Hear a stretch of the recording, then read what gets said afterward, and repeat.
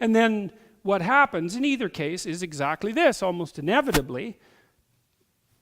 Cain was wroth and his countenance fell. Well, you meet, people like this write to me all the time. I've seen many of them as clients.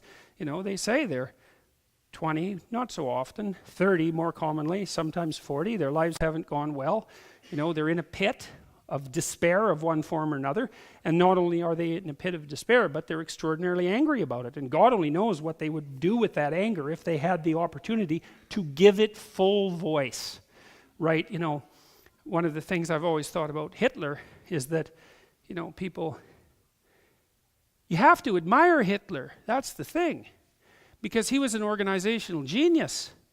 The thing that doesn't stop people from being Hitler, people don't refuse the ambition to become Hitler because they don't have the genocidal motivation. They don't follow that pathway because they don't have the organizational genius. They've got the damn motivation. And if you take 100 people randomly and you talk to them, and you really talk to them, you'll find that 5% of them would take their vengeful thoughts pretty damn far if they were just given the opportunity. And in fact, they do, because they make life miserable for themselves and often for their family, and sometimes for anybody they can come near. And then maybe another 20% of people have that bubble up in them on a pretty damn regular basis. So, you can have some sympathy for Cain. If you don't have any sympathy for Cain, then you're not.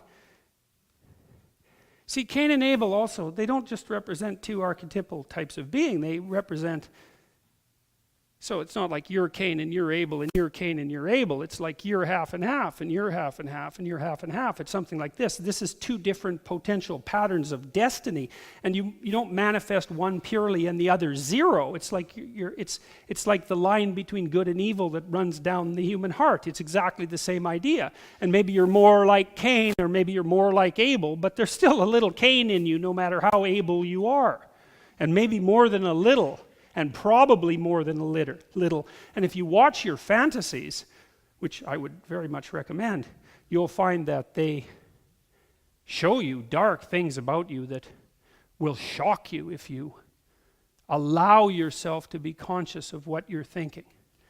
So it's a good time when you're having an argument with someone, especially someone that you love, to just watch the pictures that flash in the back of your mind. That's part of, let's say, coming into contact with what Carl Jung called the shadow.